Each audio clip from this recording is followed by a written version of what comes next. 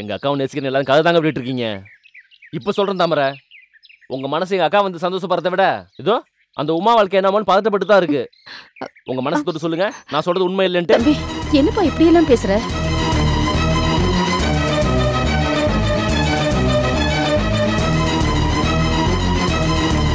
நீங்க துரோகி தாமரை, துரோகி. விமல், உமா என் ஃப்ரெண்டு. சின்ன வயசுல இருந்து என் கூட வளர்ந்தவ. ஏற்கனவே எங்களால ஒரு தடவை அவ வாழ்க்கை சிக்கலாயிடுச்சு. அவளுக்கு நல்லது பண்ணணும்னு நினைச்சு நாங்க மறுபடியும் பண்ண ஒரு விஷயம் அவ வாழ்க்கையை இன்னும் சிக்கலாக்கிடுச்சு. இதுக்கெல்லாம் ஒரு ஃப்ரெண்டா நான் எப்படி வருத்தப்படாம இருக்க முடியும்? அப்படி வருத்தப்பட்டா அது கோகிலா அன்னைக்கு செய்யற துரோகம் ஆயிடுமா? இது பாருங்க, கோகிலா அண்ணியும் எனக்கு முக்கியம்தான், என் ஃப்ரெண்டு உமாவும் எனக்கு முக்கியம்தான். இந்த 2 பேருக்கும் கஷ்டம் வராத ஒரு விஷயத்தை தான் முடிவெடுப்பேன். நீங்க என்ன வேணா முடிவெடுங்க தாமரை, நான் ரொம்ப தெளிவா இருக்கேன். எனக்கு என் அக்கா மட்டும்தாங்க முக்கியம். இனிமே எங்க அக்கா வாழ்க்கையில யாராச்சும் விளையாடுனீங்க, ஒட்டு மொத்தமா உங்க எல்லாரையும் தூக்கி நான் தயங்க மாட்டேன்.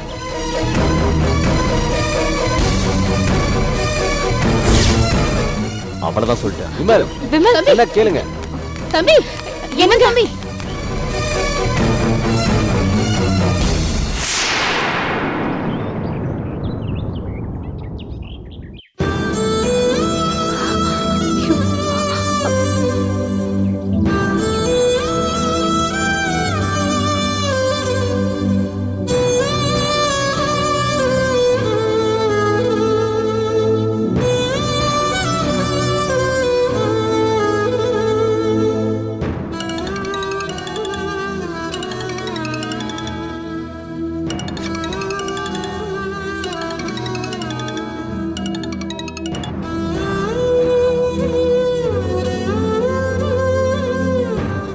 உமா, நீ எங்க இருக்க?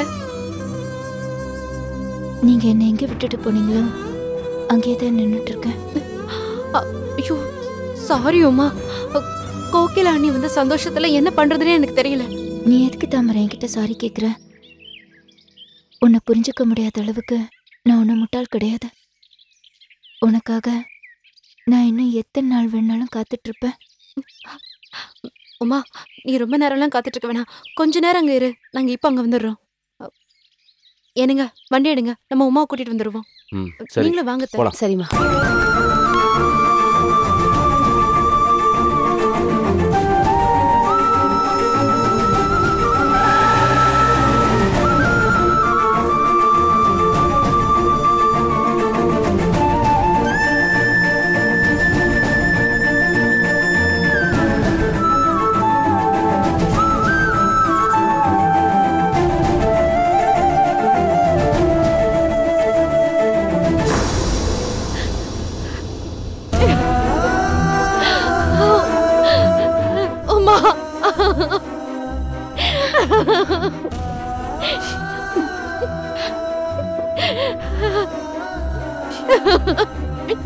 உமா, அம்மாடி, அம்மாடி, முதல்ல வீட்டுக்கு போலாம். கூட்டிட்டு வாமா, வாமா. வா போலாம்.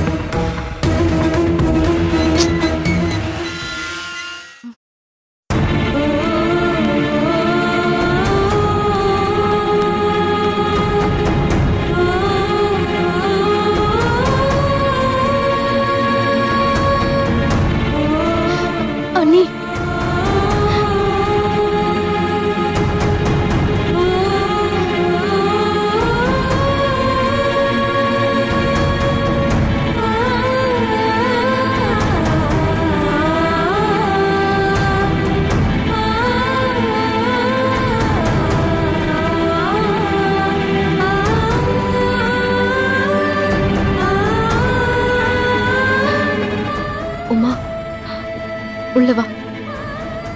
வா. வாங்க அண்ணி.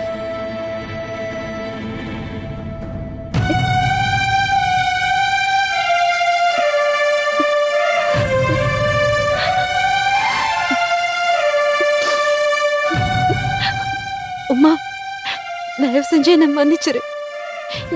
நான் இதை தெரிஞ்சே பண்ணல. எங்க யாருக்கும் தெரியாம தான் இது நடந்துச்சு. தயவு செஞ்சு என்ன மன்னிச்சிரு. ஏய் தாமரை, என்ன நீ போய் என்ன கையெடுத்து கும்பிடலாமா? என்ன இதெல்லாம்? உமா, உனக்கு இப்படி ஒரு கெடுதல் பண்ணணும்னு நான் கனவுல கூட நினைச்சதில்ல. வாழ்க்கையில முக்கியம் நான் நினைக்கிறவங்க 4-5 பேர் தான். அதுல நீயும் ஒருத்தி. உனக்கு கெடுதல் பண்ணணும்னு நினைப்பேனா? எங்க கோகிலா அண்ணி எங்க அண்ணன் கண்ணு முன்னாடிதான் கடல்ல போனாங்க. அவங்க வர மாட்டாங்கன்னு நாங்க எல்லாரும் சத்தியமா நினைச்சோம். இன்னைக்கு இன்னைக்கு அவங்க திரும்பி வந்து நிக்கிறத என்னால நம்பவே முடியல உமா. எனக்கு சின்னதா ஒரு சந்தேகம் இருந்திருந்தா கூட நான் இதை பத்தி யோசிச்சிருக்க மாட்டேன். நான் இந்த கல்யாணத்தை நடத்திருக்கவே மாட்டேன். உமா, நான் இதை தெரிஞ்சே பண்ணேன்னு மட்டும் நீ நினைச்சிடாத. தாமரை, உன்னை பத்தி நீ என்கிட்ட புதுசா ஏதாவது சொல்லணுமா? நீயே என்கிட்ட இவ்வளவு விளக்கம் சொல்லிட்டு இருக்க. நீ எப்பவுமே என்னோட நல்லதை பத்தி மட்டும்தான் யோசிப்ப. உனக்கு எப்பவுமே சுயநலமா யோசிக்க தெரியாது தாமரை. அது எனக்கு நல்லா தெரியும்.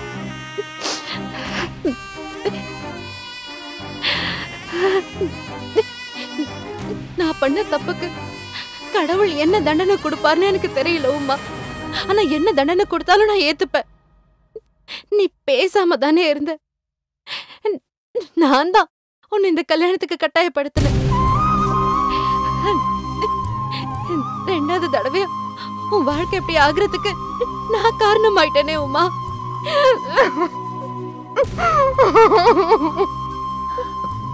ஏய் தாமரை, நீ எந்த பாவமும் பண்ணல. உனக்கு எந்த தண்டனையும் கிடைக்காது. தயவு செஞ்சு நீ வருத்தப்பட்டு என்ன கஷ்டப்படுத்தாத. அழாத.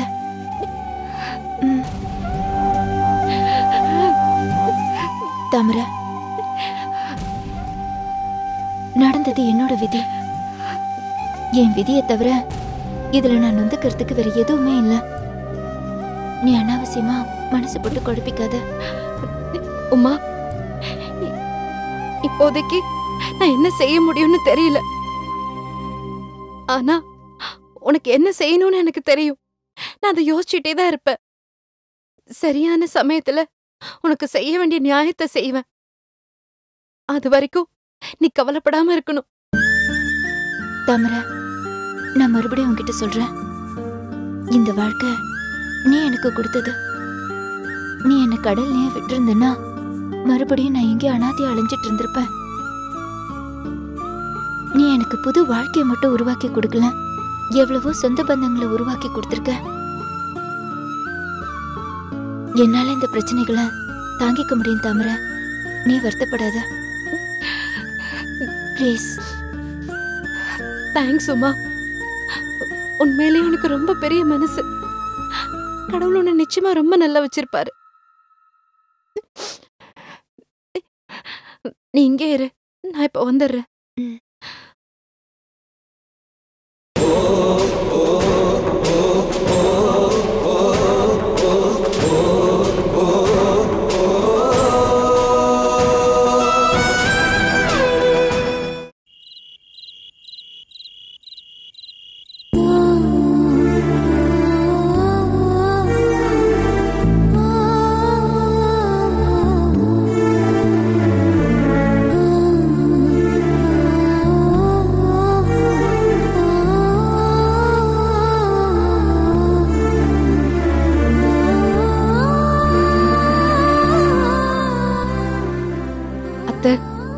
எனக்கு ரொம்ப பயமா இருக்கு அத்தை.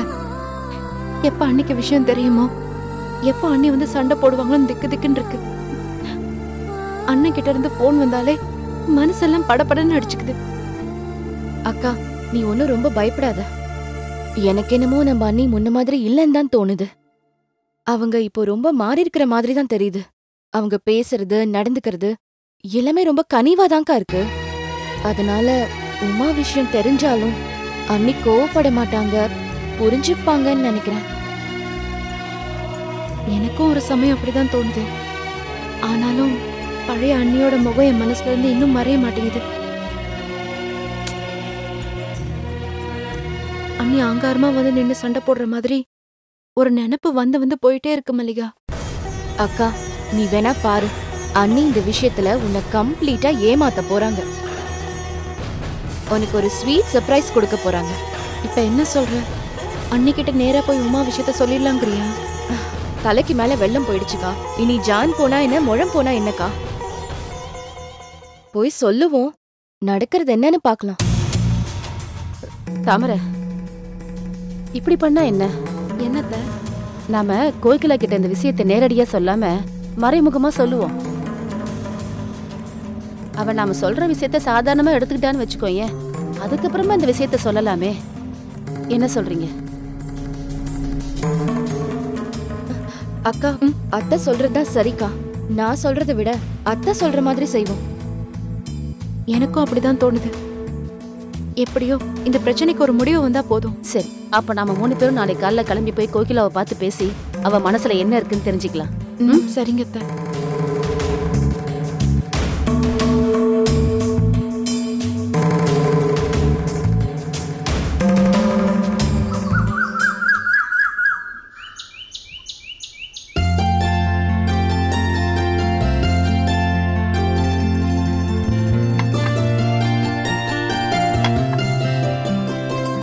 கோகிலா, வாங்க வாங்க நீ வாங்க. எல்லாரும் எப்படி இருக்கீங்க? நல்லா இருக்கும். இப்பதான் நினைச்சிட்டு இருந்தேன் உங்க 3 பேர்ல யாராவது ஒருத்தவங்க வருவீங்கன்னு. 3 பேரும் சேர்ந்தாப்புல வந்திருக்கீங்க. இத்தனை மாசமா பார்க்காம இருந்ததுனால அடிக்கடி உங்களை எல்லாம் பார்க்கணும் போல தானே இருக்கும். பாசம் விட்டுருமா என்ன? நீங்கெல்லாம் வரலன்னா சமையல முடிச்சிட்டு நானே கிளம்பி உங்க வீட்டுக்கு வந்திருப்பேன். சரி சரி, போய் ஹால்ல உட்காருங்க, நான் போய் காஃபி போட்டு எடுத்து. அதெல்லாம் ஒண்ணும் வேண்டாமா. இப்படியே எல்லாரும் காய் நறுக்கிட்டு உட்கார்ந்து பேசிட்டு இருக்கலாமே. உட்காருங்கம்மா. சரி உட்காருங்க. ஐயோ, நீங்க உட்காராதீங்க. அந்த சேரை எடுத்து போட்டு உட்காருங்க. அட எதுக்கு? அட இதெல்லாம் நாங்க பாத்துக்கறோம், நீங்க உட்காருங்க. சொல்றத கேளுங்க. உட்காருமா. அண்ணி, பாப்பா என்ன பண்ணுது? அவ நல்லா தூங்கிட்டு இருக்கா. ஆமா, நீங்க ஏன் உங்க பிள்ளைங்களை கூட்டிட்டு வரல? அது வந்து அண்ணி, அவங்க அங்கேயே இருக்கட்டும். உங்க அண்ணன் வந்ததுக்கு அப்புறம் ஸ்நாக்ஸ் எல்லாம் வாங்கிட்டு உங்க வீட்டுக்கு வந்து என் மருமகளையும் பாக்குறேன். சரிங்க. அப்புறம் என்ன திடீர்னு எல்லாரும் சேர்ந்து வந்திருக்கீங்க? ஏதாவது விசேஷமா? விசேஷம்லாம் ஒண்ணும் இல்லம்மா. நம்ம எல்லாரும் இப்படி ஒன்னா உட்காந்து மனசு விட்டு பேசி ரொம்ப நாள் ஆச்சுல்ல. அதான் உன்னை பார்த்து பேசிட்டு போலான்னு வந்தோம். உங்களுக்கெல்லாம் என் மேல எவ்வளவு பாசம். எனக்கு ரொம்ப சந்தோஷமா இருக்கு. சொல்லுங்க சொல்லுங்க, ஏதாவது சொல்லுங்க. ஊர் கதை, உலக கதை ஏதாவது சொல்லுங்க. எனக்கு இடையில என்ன நடந்துச்சுன்னு தெரியணும்ல.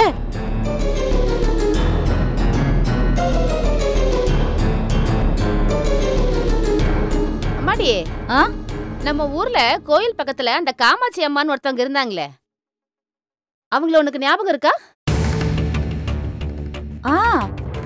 யாரு? இந்த கருப்பா தடியா ஒரு அம்மா இருப்பாங்களே, அவங்களா? அவங்களேதான். அவங்களுக்கு ஒரு பொண்ணு இருந்துச்சுல்ல, அந்த பொண்ணோட வாழ்க்கையில் தாமா ஒரு விஷயம் நடந்துருச்சு. என்னமா நடந்துச்சு? அது ஒரு நாள் அந்த பொண்ணும் அவ புருஷனும் பைக்ல டவுனுக்கு போயிருக்காங்க. திடீர்னு பைக் ஆக்சிடென்ட் ஆயி போச்சு. அந்த பொண்ணுக்கு தலையில அடிபட்டுருச்சுமா. ஐயோ. அப்புறம் அந்த சொல்வாங்களே கோமாவாமே. என்ன நடக்குதுன்னே தெரியாம கிடப்பாங்களாமே. அந்த கட்டத்துக்கு அந்த பொண்ணு போயிடுச்சுமா.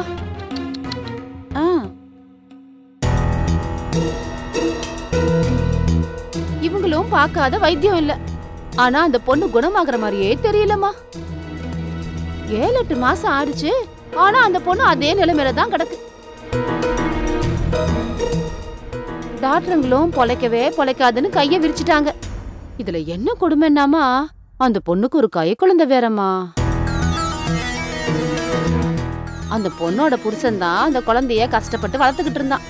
ஒரு ஆம்பளையால குழந்தைய எத்தனை நாள் தனியா வளர்க்க முடியும் சொல்லு?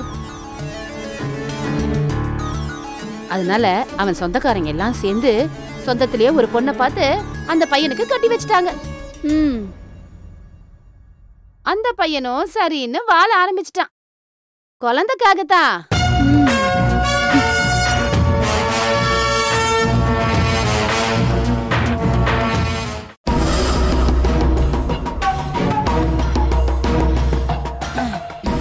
ஆனா கால கொடுமைய பாருமா, கோமால படுத்துட்டு இருந்த பொண்ணு திடீர்னு பொழைச்சு வந்துருச்சு.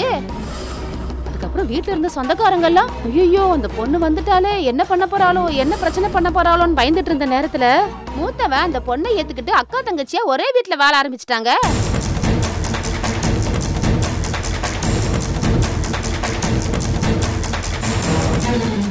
என்னது? மூத்தவ ஏத்துக்கிட்டாளா? 2 பேரும் அக்கா தங்கச்சியா வாழ ஆரம்பிச்சிட்டாங்களா? இவெல்லாம் சோத்துல உப்பு போட்டு தின்றாளா இல்ல வேற ஏதாவது போட்டு தின்றாளா?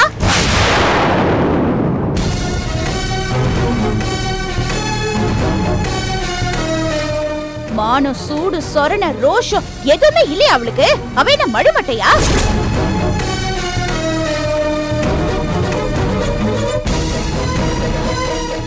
விஷயம் தெரிஞ்ச உடனே அருவாளை எடுத்துட்டு போய் அப்படியே கணக்கணமா வெட்டி போட்டுக்க வேணாம்?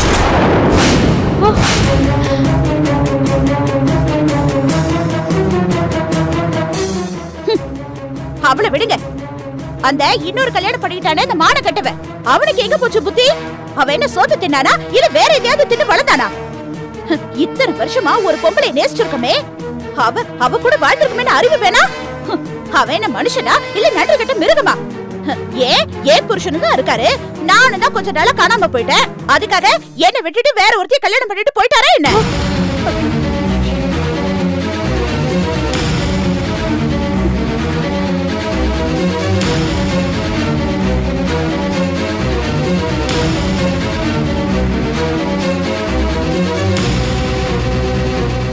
என்னையே நினைச்சுட்டு அவரு வாழல? என்னைக்காச்சும் ஒரு நாள் நான் திரும்பி வருவேன்னு காத்துக்கிட்டு இருக்கல? நான் எப்படி திரும்பி வந்தேன்? என் புருஷனோட நம்பிக்கை என்னை திரும்ப கொண்டு வந்து சேர்த்திருக்கு.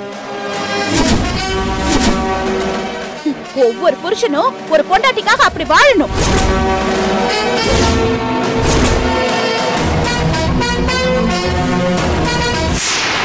ஊர்ல இருக்கிற எத்தனையோ புருஷனுங்க ஊரை விட்டு ஓடி கூட போயிடுறானுங்க, இன்னொருத்தியோட வாழ போயிடுறானுங்க.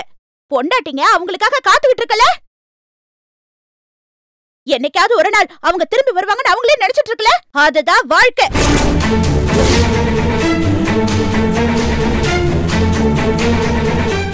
இப்படி துப்பு கெட்டு போய் வாழ்றதா வாழ்க்கை?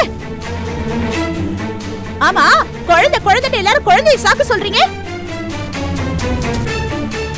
பொண்டாட்டி செத்து போனதுக்கு அப்புறமும் எத்தனை ஆம்பளைங்க தனியா புள்ளைய வளர்த்து ஆளாக்கி இருக்காங்க. அவங்கதான் ஆம்பளை. இவெல்லாம் எதுடா சாக்குன்னு பொம்பளைக்காக அலையிற புறம்போக்கு.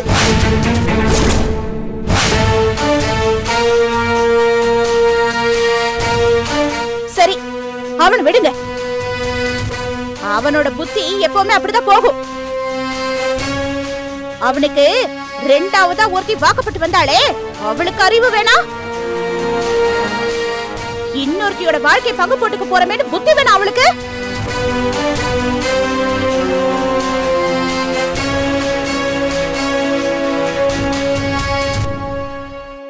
இன்னொருத்தி வாழ்க்கையோட பக்கத்துல போறதுக்கு நெருப்புக்கு பக்கத்துல போற மாதிரி அஞ்சணும். அவதான் பொம்பளை. இதுதான் சாக்குன்னு அடுத்தவ புருஷனை இழுத்துட்டு போலான்னு பாக்குறாளே, அவளா பொம்பளை? இவளுங்கெல்லாம் மனுஷ பிறவியே கிடையாது, மிருகுங்க, பேய், பிசாசுங்க.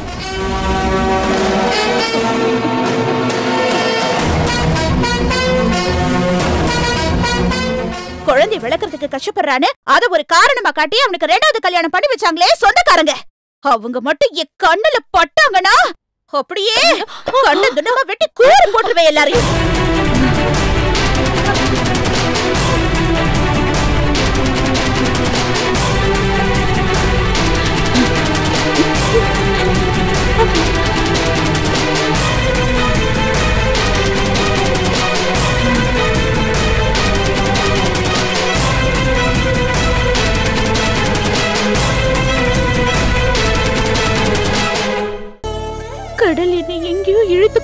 போட்டுடுச்சு. நான் எங்க இருந்தேனே எனக்கு தெரியலங்க. தலையில வேற பலமா அடிபட்டுடுச்சு.